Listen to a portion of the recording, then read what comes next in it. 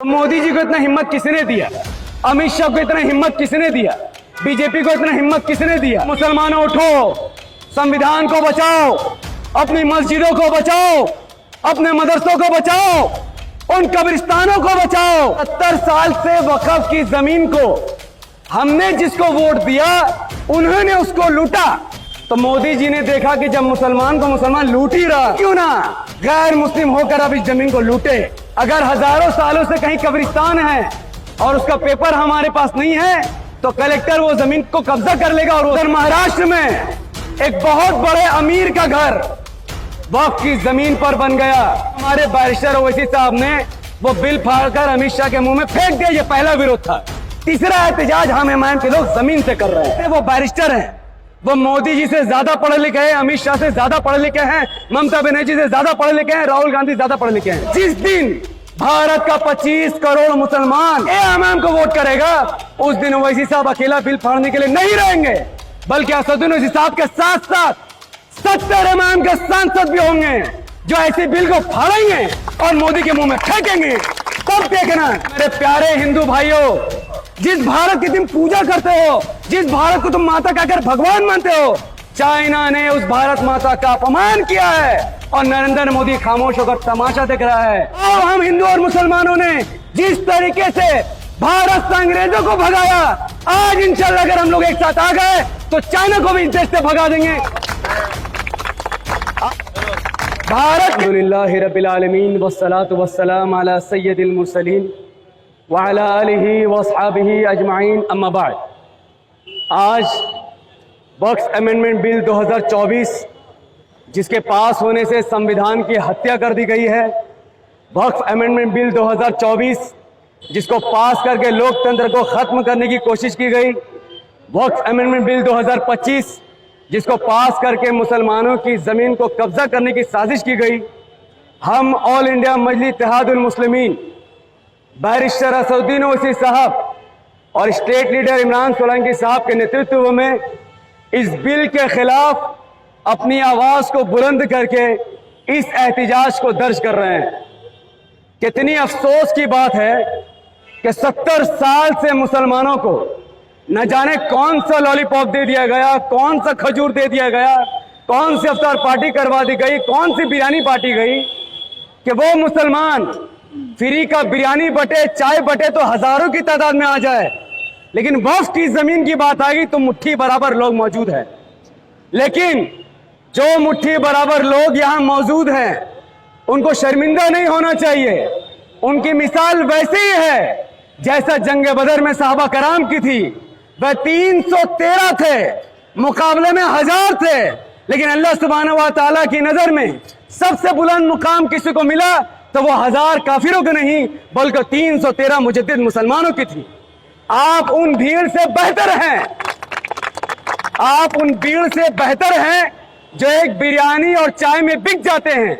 आप उस भीड़ से बेहतर हैं जो अपनी जमीन के साथ कॉम्प्रोमाइज कर लेते हैं। आप वो जिंदा जावेद लोग हैं जो अपने खास मकसद से नहीं आए हैं, कोई खास फायदा से नहीं आए हैं, बल्कि आप लोग वक्फ की जमीन की हिफाजत के लिए आए हैं।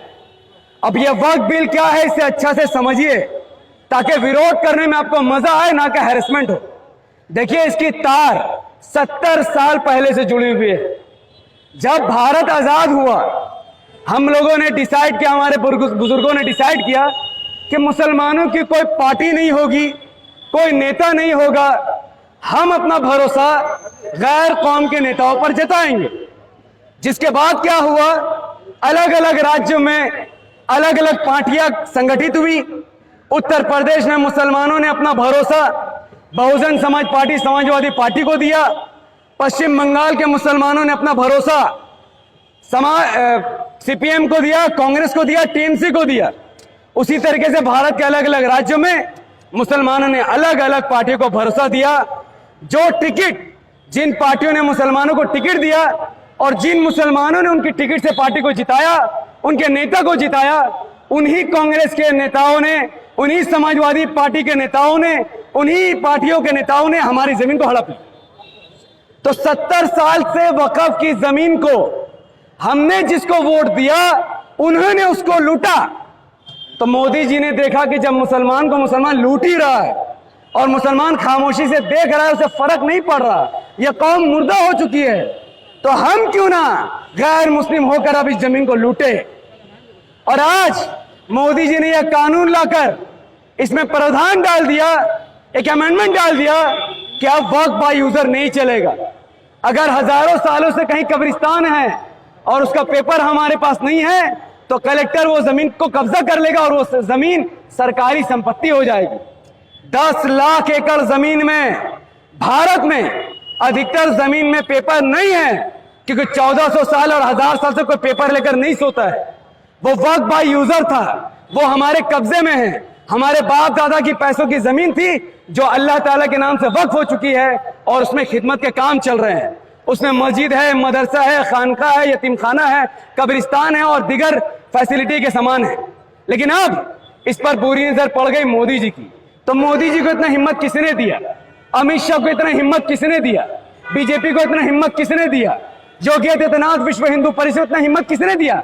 वो आप लोगों ने दिया है, क्योंकि आप लोग सोए हुए हैं। अरे सोए हुए अल्लाह माफ करे, आप लोग मर चुके हैं। आपकी जमीन मर चुका है, आपकी जमीनें लूटी जा रही थी और आप खामोशी से तमाशा देख रहे थे। उधर महाराष्ट्र में एक बहुत बड़े अमीर का घर वक्फ की जमीन पर बन गया और महाराष्ट्र के मुसलमानों ने जिसको वोट दिया उन्होंने मिलकर वो वक्फ की जमीन को कब्जा करने में मदद की। बंगाल में कितनी ऐसी वक्फ की जमीन है जिन पर कब्जा हो चुका है।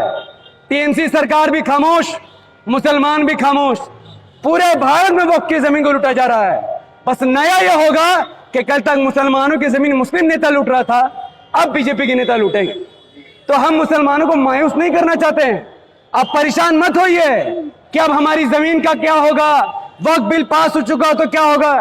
हम लोग आपको सॉल्यूशन देने आए हैं। वक्फ बिल पास जरूर हुआ है लेकिन वो वापस भी होगा।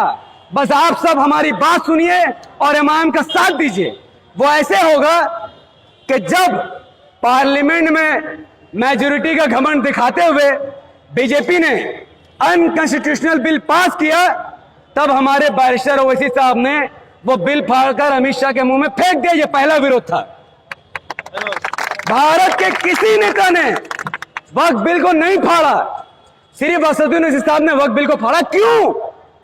क्योंकि वो जमीन, उसका दर्द ओवैसी साहब के अंदर है, बाकी पार्टी के नेताओं के अंदर वो दर्द नहीं है, क्योंकि वह मुसलमान नहीं है। दूसरा विरोध, असदुद्दीन ओवैसी साहब ये बात जानते हैं, वो बैरिस्टर हैं, वो मोदी जी से ज्यादा पढ़े लिखे हैं, अमित शाह से ज्यादा पढ़े लिखे हैं, ममता बनर्जी से ज्यादा पढ़े लिखे हैं, राहुल गांधी से ज्यादा पढ़े लिखे हैं। उनके लेवल का कोई नेता आज इस दुनिया में, भारत में नहीं है। उन्होंने इस बिल का विरोध सुप्रीम कोर्ट में डाला। उन्होंने कहा सुप्रीम कोर्ट से कि यह बिल चूंकि संविधान के खिलाफ है और संविधान को बचाने की जिम्मेदारी जितना एक आम भारतीय नागरिक की है, उससे कहीं ज्यादा जिम्मेदारी सुप्रीम कोर्ट की है। अब सुप्रीम कोर्ट में यह केस चलेगा कि यह बिल असंवैधानिक है या नहीं है, इसे खारिज करना चाहिए, इसे काबू रखना चाहिए। तीसरा एहतजाज हम इमाम के लोग जमीन से कर रहे हैं। हम जमीन से लोगों को समझा रहे हैं कि मुसलमानों उठो, संविधान को बचाओ, अपनी मस्जिदों को बचाओ, अपने मदरसों को बचाओ, उन कब्रिस्तानों को बचाओ जिनमें तुम्हारे बाप दादा और बुजुर्ग लेटे हुए हैं। अगर तुम नहीं जागे, तुम जमीन पर नहीं आए, तुमने हमारा साथ नहीं दिया, ओवैसी साहब को अपने नेता नहीं माना, इमाम को अपनी पार्टी नहीं मानी, और अगर सब कुछ शांति से चल गया तो याद रखो जो बुलडोजर आप उत्तर प्रदेश में चलते हुए देखते हो वो बंगाल में भी चलेगा, असम में भी चलेगा, कर्नाटक में भी चलेगा, केरला में भी चलेगा, गुजरात में भी चलेगा। उस बुलडोजर को रोकने के लिए हम लोग यहां जमा है। अब देखिए कितना अफसोस का बात है कि 70 साल से अगर मुसलमानों की अपनी पार्टी, अपना नेता होता तो आज हमारे पास 60-70 मेंबर ऑफ पार्लियामेंट, 400 विधायक और 20,000 कॉर्पोरेटर्स होते। आप बताइए, आज भारत में सिर्फ 25 मुस्लिम सांसद, आज भारत में 30-50 मुस्लिम विधायक, आज भारत में 5-6 हजार मुस्लिम पार्षद है। तो जब सरकार यह देखती है कि 25 करोड़ आबादी रखने वाले एक कौम का मुट्ठी बराबर पार्षद, मुट्ठी बराबर विधायक, मुट्ठी बराबर सांसद है, तो इस कौम के साथ जो करना है करो, इस कौम के लिए बोलने वाला कोई नहीं है।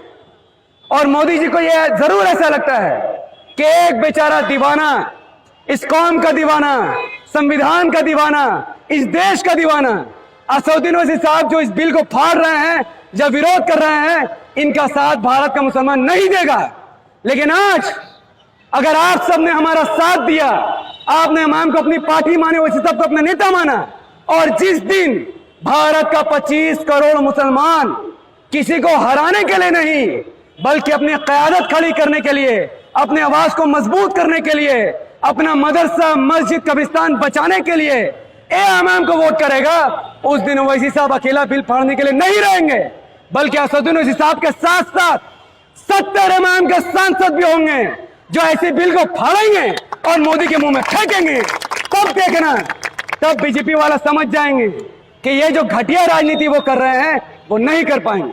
और मैं अपने देश के हिंदू भाइयों से पूछता हूं कि मेरे प्यारे हिंदू भाइयों, तुम हमारे भाई हो, हम एक छत के नीचे रहते हैं, एक जमीन में रहते हैं जिसे आप भारत माता कहते हैं। हम भारत से प्यार करते हैं, आप तो भारत को भगवान मानते हैं। आप मुसलमानों को मारते हैं कि मुसलमान भारत माता की जय नहीं बोलता, क्योंकि मुसलमान इसे भगवान खुदा नहीं मानता।